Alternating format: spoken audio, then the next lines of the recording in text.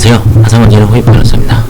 이번 시간에는 미국 파산법계론 면책이 정해야 면책되지 않는 채권, 일종의 비면책이래죠. 우리나라에서 비면책 채권이 있죠. 566조에 파산 절차에 신청을 제출하는 채무자는 신청 이전의 청구권으로부터 면책을 받게 된다. 신청 제출 이후에, 그러니까 파산 선고 이후, 아니면 파산 신청 이후에 부담한 의무로부터는 채무자는 자유롭지 않다. 더욱이 신청 이전에 발생한 어떤 부담은 파산법에 정의된 바, 미국은 아마 신청으로 자동 중지가 되기 때문에 신청이 거의 선고와 마찬가지였던 효과가 있는 게 아닌가 싶습니다. 우리나라는 파산 신청하고 파산 선고가 돼야 되죠. 파산 선고 전에는 강제 집행도 가능하고, 파산 선고 이후에가 이제 파산 선고 후에 실효가 되죠. 그래서 여기서는 이제 신청하고 우리나라 선고로 봐야 되지 않을까 싶습니다. 더욱 신청 이전에 발생한 어떤 부담은 파산법에 정의된 바 청구권이 아니기 때문에 면책에도 불구하고 잔존한다. 예를 들어 징역형과 같은 형사적 제재를 받을 부담은 파산 절차에도 불구하고 면제되지 않는다. 당연하겠죠. 중죄를 범한 자라도 면책을 누릴 수는 있지만 그 면책은 감옥으로부터 해방을 확보해주지 않는다. 제가 하는 사건도 지금 채무자가 감옥에 들어가 있습니다. 감옥에 들어가서 지금 실형을 살고 있고 사기죄로 환가할 사건이 있어서 돈 좀 나눠주고 면책은 해줄 것 같습니다. 다만 불법행위한 손해배상, 사기죄로 인한 해당 부분만큼은 비면책이 되겠죠. 566조에 의해서. 근데 한 1년, 이제 한 6개월 남았습니다. 정부가 누군가를 구금할 권리는 파산법상의 청구권이 아니기 때문이다. 마찬가지로 채무자는 자녀 양육 명령을 회피하기 위하여 파산 절차의 신청을 이용할 수 없다. 양육비도 우리나라에서도 비면책이죠. 채무자로부터 면책됐다는 것이 과연 무엇을 의미하는 것인지 정확히 이해하는 것이 중요하다. 최소한으로 면책은 절차 신청 이전의 청구권에 기반한 소송에 대하여 적극적인 항변권을 채무자에게 부여한다. 그렇지만 면책의 효과는 훨씬 넓다. 524조는 일단 신청서가 제출되면 채권자가 채무자로부터 금전의 지급을 받으려는 노력을 하지 못하도록 금지한다. 그러나 면책이 채무자와 채권자 사이의 장래 상호에 어떠한 영향을 주는지는 명백하지 않다. 채무자는 파산 절차 종료 이후에 채권자와 거래를 할 필요가 있을지도 모른다. 예를 들어 채무자는 다녔던 학교로부터 성적증명서를 발급받으려고 할 수도 있다. 그런데 그 학교에서 채무자에게 이전에 학자금을 대여야 했고 그것은 파산 절차에서 면책되었다. 이때 학교와 채무자는 학교가 채무자에게 성적증명서를 주기를 거부할 권리가 있는지 여부에 관하여 다툼이 생길 수 있다. 학교는 채무자의 사이에 더 이상 거래를 지속할 의무는 없지만 채무자가 채무 이행을 하지 않았고 그 채무가 면책되었다는 사유만으로 성적증명서 교부를 거절할 수 없다. 미국에 아마 이런 사례가 있었나봐요. 17번. 그렇죠? 이런 케이스가 팔린 것 같기도 하고. 그렇죠? 우리나라에서 이제 옛날에 부채증명서 같은 거 막 안 띄워줬죠. 그렇죠?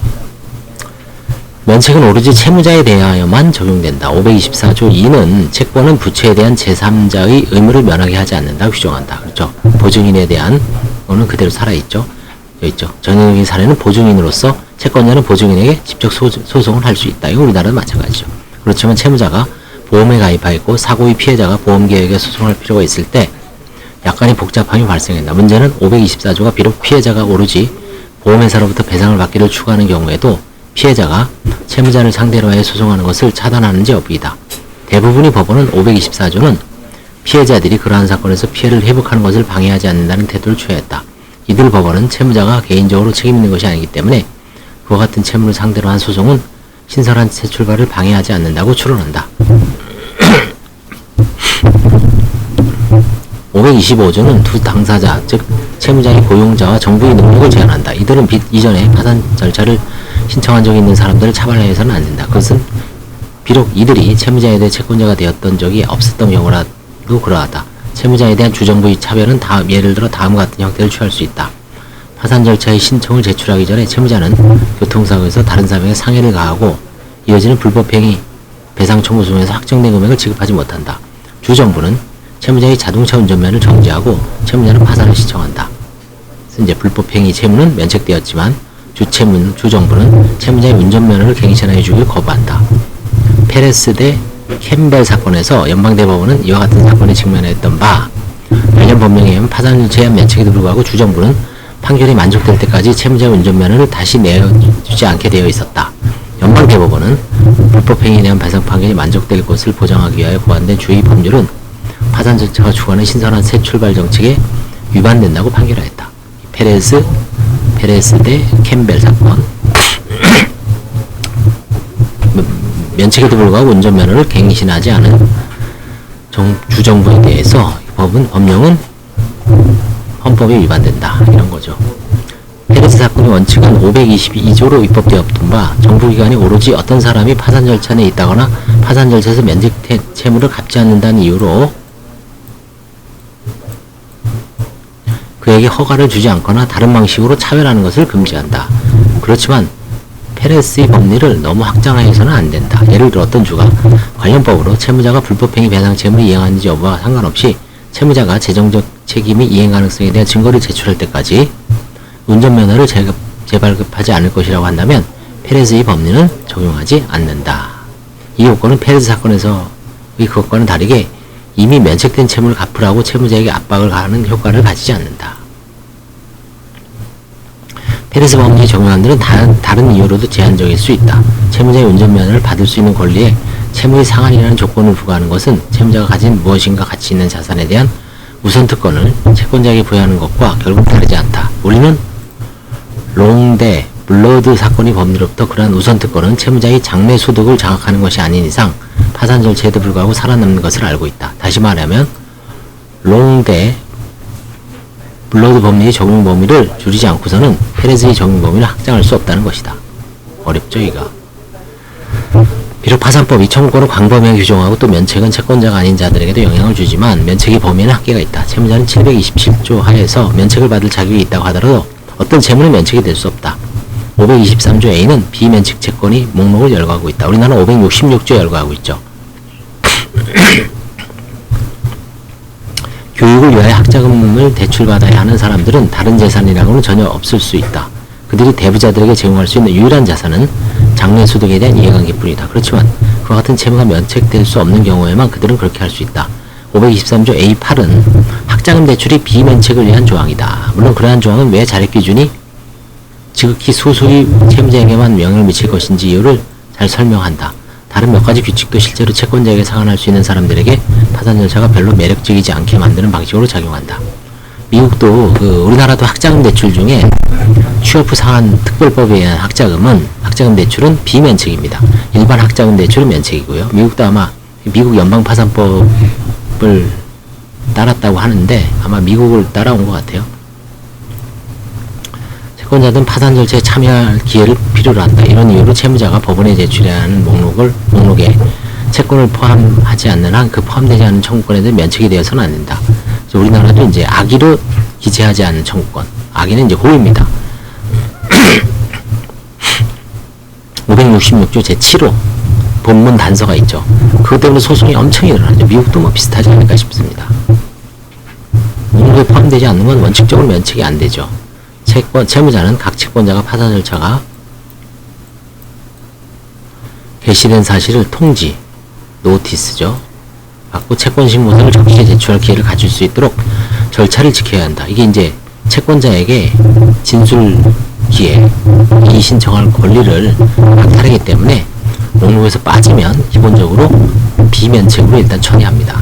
다만 채권자가 알면서도 참가하지 않는 건 예외죠. 그리고 채무자가 악의로 기재하지 않는다. 알고서 모르고서 기재하지 않았다면 여기 적용을 안 받죠. 우리나라에서도. 523조 A3 채권자가 파산 절차가 진행된 사실을 모르고 재산을 배당받을 기회를 갖지 못했을 때는 채권자는 파산 절차 종료 후에도 채무자를 취급할 수 있다. 그렇죠? 그렇지만 다수의 사건에서는 채무자는 전혀 자산이 없다. 즉 채권 신고를 하는 것은 무의미한 체조이고 이런 비유가 무엇인가요? 채권 신고를 하는 것은 무의미한 체조, 무의미한 행위란 얘기죠. 체조에 불과하다. 파산관제인은 채권자들에게 장차 자산이 발견되면 통지를 할 것이라고 말하면서 파산 절차에 대해 신경 쓰지 말라고 조언한다. 그렇죠. 7, 80%의 거의 90%에 해당되는 사건에서는 거의 뭐 99%죠. 받을 거 없다. 그러한 경우는 누락된 채권자는 어떤 권리도 잃은 것이 아니다. 그렇다면 목록에 포함된 어떤 채권자도 채권신고의 마감일을 통지받은 것은 아니므로 채권자의 채권 신고를 기한을 지키지 못한 것으로 만들게 하는 특정 시점도 존재하지 않는다. 따라서 그렇게 누락된 채권도 목록에 기재된 다른 채권과 마찬가지로 면책된 것이라고 주장할 수 있게 되는 것이다. 523조에 있는 다른 비면책 채권 두 가지 범주로 또는 그 혼합적 성격의 것으로 구분된다. 우리나라와 똑같죠. 채무자가 고의의 불법 행위처럼 나쁜 행위로 인하여 발생하였거나 채무가 또는 문제된 채무가 특별히 중요한 것으로 생각되는 것이다. 후자의 종류에 속하는 채무는 미국에서 이제 자녀 양육비입니다. 배우자 별거수당. 우리나라도 양육비 안 되죠. 부양료 및 여러 가지 조세 채무다. 우리나라에도 조세 채무는 안 되죠. 그 다음에 이제 뭐 벌금, 과료, 그 다음에 추징금 채무, 과태료 같은 거 안 되죠. 조세 및 이제 벌금. 스스로 사업을 경영했던 사람들은 사업의 내리막길을 걷고 있을 때 원천징수세를 체납하였던 관계로 많은 금액의 비면책 채권이 있는 경우가 많다. 우리나라도 그렇죠. 사업하신 분들은 세무서로 납부되었어야 할 돈이 몇 주 동안 조업을 계속하기 위하여 납품업자나 근로자에게 지급하는데 사용하는 것이다. 이 경우 기업이 관리 책임 있는 경영자는 개인적으로 이러한 조세를 납부할 의무가 있고 이것은 그 기업체가 개인 사업체인 경우뿐만 아니라 법인인 경우에도 마찬가지다. 이러한 납세 의무는 언제 부과되는지에 따라 다르지만 보통은 비면책 채권이다. 이와 같은 이유로 다른 많은 사항과 마찬가지로 채무자의 조세상 지위를 자세히 조사, 평가하고 또 적절한 경고를 해주는 것이 재무적 어려움을 겪고 있는 채무자에 대한 조언 중 불가한 것이다. 그렇죠? 우리나라도 이거 파산 변호사가 신청할 때 어떤 게 면책되고 어떤 게 비면책되는 거를 정확하게 설명을 해줘야 되죠. 무조건 다 면책되는 게 아니죠. 523조 A 나쁜 행위를 이유로 한 비면책은 부분적으로 파산제도의 남용을 차단하기 위한 것이다. 523조 A2는 허위 진술 또는 허위 재무제표를 사용하여 일으킨 채무는 면책되지 않는다고 규정하며 마찬가지로 523조 A2C는 파산이 임박하여 채무자의 선의가 의심스러울 때에 채무자가 차입하여 소비할 수 있는 능력을 제한하고 있습니다.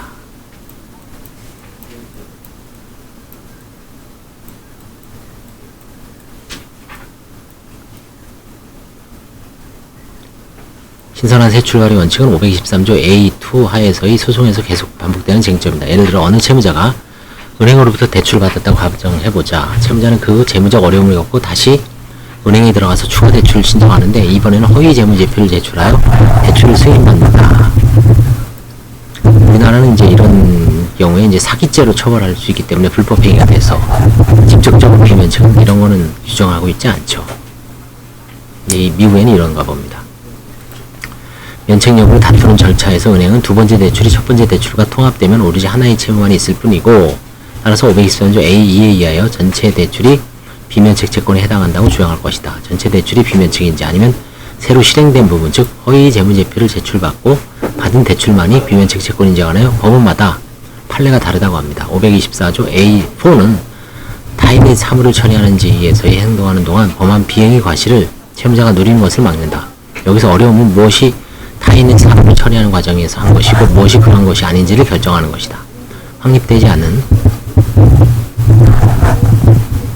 쟁점 중 하나는 담보물을 팔아서 그 대가를 소거해야 되는 것인데 주법이 채무자가 채권자를 내어 수탁자의 지위에서 대가를 보관하여야 한다고 규정하는 경우 이 조항이 적용되느냐이다. 다른 곳에서 마찬가지로 여기에서 결정적인 요소는 주법이 타인의 사물을 처리하는 자의 충실 의무라고 부르는 것이 아니라 별도의 계좌로 관리해야 할 의무와 같이 충실 의무의 속성을 가지고 있는 것이 무엇이냐고 할 것이다. 결국 우리나라는 뭐 배임행위를 처벌하는 겁니다. 우리나라도 배임이 타인의 사물을 처리하는 자가 임무에 위배한 행위죠. 미국에서는 배임죄, 배임행위에 대한 것도 비면책으로 되어 있네요. 좀 독특하네요. 그렇죠? 이 충실 의무, 성실 의무죠. 우리나라에서 성실, 충실 의무에 반하는 거죠. 배신이죠. 배신설. 배임죄의 본질을 형법 공부할 때 이제 배신설이 저거죠. 유력설이었죠. 통설이죠. 별도의 회사로 관리할 의무와 같이 충실 의무의 속성을 가진 것이 무엇이냐라고 할 것이다. 나쁜 행위를 이유로 한 다른 예외는 특별히 비난 가능성 있는 행위를 증명하는 채무에 초점이 맞춰 있다. 그렇죠. 우리나라도 뭐 같이 재산이 고의적 횡령 배임과 같이 고의적 악의적 불법 행위를 범한 채무자는 제7장 절차를 사용하여 이들 채무로부터 면책을 얻을 수 없다. 이건 똑같습니다. 우리나라는 고의에 의한 불법 행위, 그 다음에 고의 또는 중과실에 의한 생명, 신체 상해. 미국도 그게 있는지 모르겠네요. 비면책 채권의 목록은 시간이 지남에 따라 늘어나고 있는 것으로 보인다. 연방의회가 특정 종류의 채권이 비면책으로 규정돼야 하는가라는 좁은 문제에 직면했을 때 연방의회는 그래야 한다고 입법하는 경향이 있다. 그렇지만 어떤 채무를 면책으로부터 제외하고 다른 채무는 제외하지 않는 것은 비록 이들이 비파산법의 영역에서는 평등한 취급을 받는다고 하더라도 다른 채권자에 비하여 특정 채권자에게 특권을 주는 효과를 가지죠.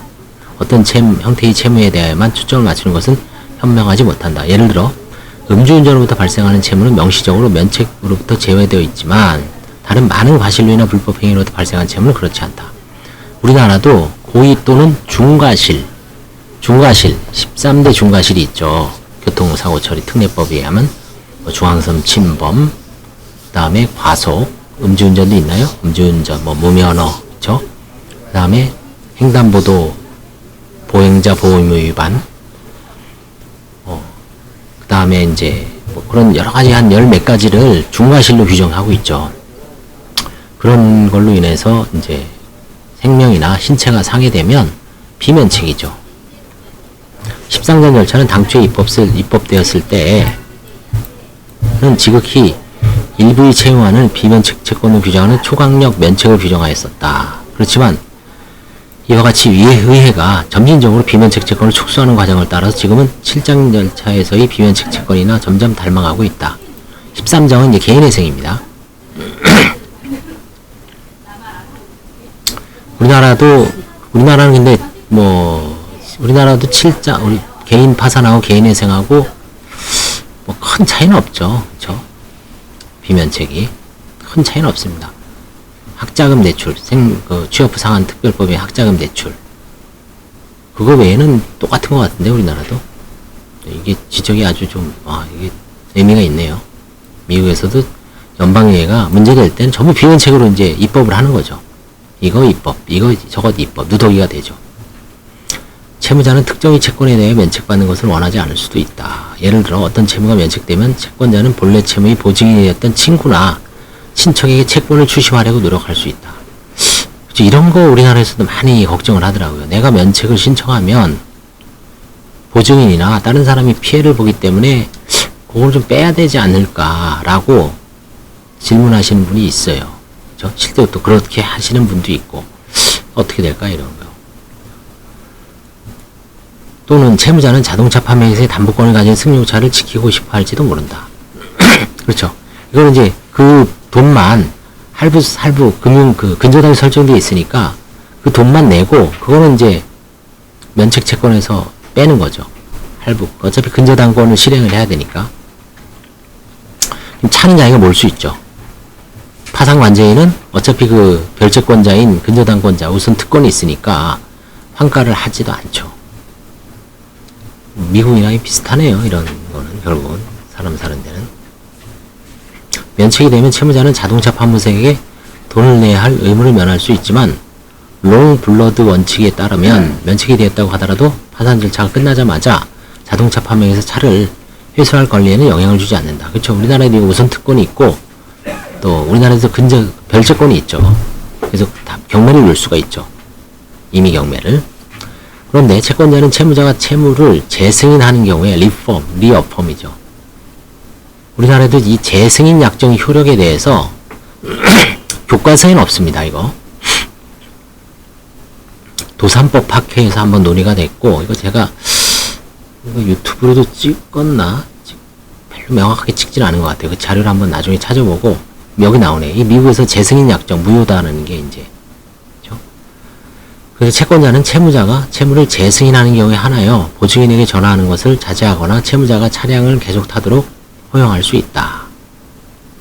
그러니까 채권자가 너 이번에 내 채무 그대로 다시 인정하자. 그럼 내가 보증인한테 받지는 않을게.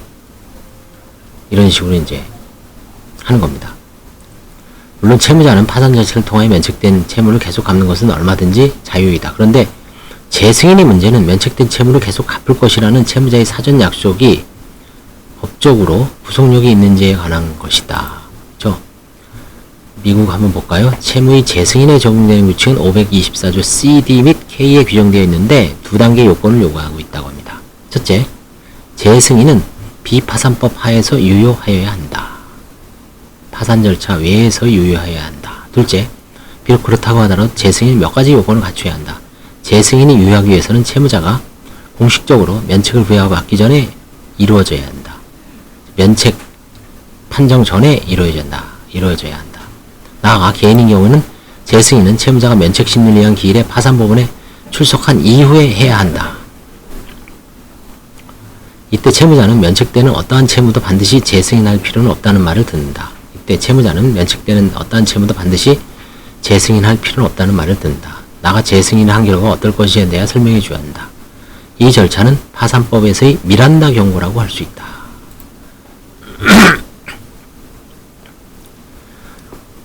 제 유튜브에서 얼마 전에 제가 쓴 게 있죠. 이건 아니고요. 파산법에서의 미란다 경고가 무엇인가. 이런 미국 교과서에서도 교수님도 아주 저자도 딱 썼네요. 그쵸? 첫째, 둘째, 그쵸? 재승인이 비파산법 하에서 유효해야 된다는 게 이걸 아마 본인의 자발적 의사, 강박이라든가 사기라든가 협박, 폭행 이런 거 없이 자발적 의사에 하에서 자기가 약정을 하는 거고, 그 다음에 두 번째는 면책 판정 전에, 면책 선고 전에 이루어져야 하고, 나아가 그 파산법은 출석한 이후에 해야 되고, 법원으로부터 이제 설명을 듣죠. 그렇죠? 그런 설명을 다 듣고 나서도 그래도 내가 친구, 보증인 위해서 아니면 차를 몰기 위해서 재승인을 하자. 그렇죠? 이 경고를 다 듣고도 감수하는 거죠, 자기가. 그런 불이익을. 불이익이라는 건 그 채무를 면책을 못 받고 다시 갚아야 된다는 거죠. 보증인을 위해서 어쩔 수가 없습니다. 그래서 미국에서는 이 재승인, 채무 재승인이 이렇게 명확하게 법률에 규정이 되어 있네요. 일정한 요건 하에서. 이게 요건이 충족 안 되면 이제 무효라는 얘기죠, 결국은. 엄격한 요건 하에 채무 재승인을 허용을 하고 있습니다. 우리나라에서도 이게 논의가 되어 있었고요. 일본도 어떤지 한국도산법 학회에서 옛날에 그 세미나에서 다뤘던 기억이 납니다. 연세된 거야, 한양된 거야. 누가 같은 교수님이 이제 그거를 한번 필요하면 자료를 한번 다시 찾아서 제가 한번 유튜브를 한번 올리겠습니다. 다시 이 미국 파산법 개론에 미국 그 요건은 정확하게 나오네요.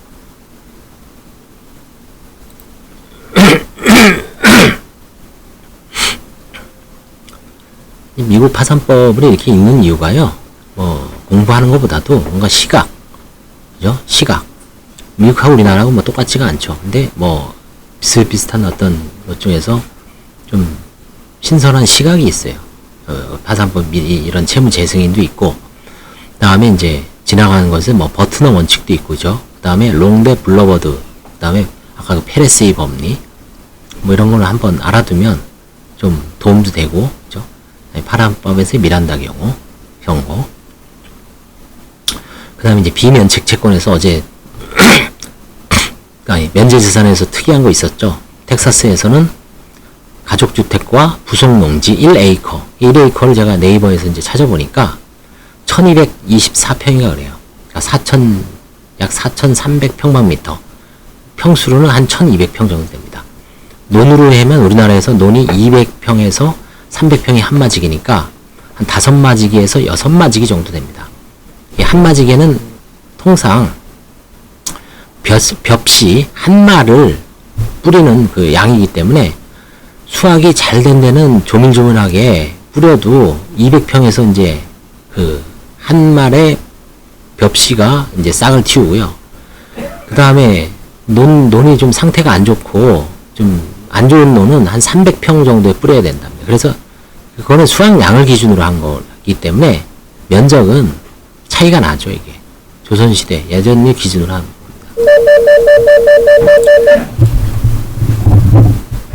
네, 일단 여기까지 오늘 한번 해보겠습니다. 감사합니다.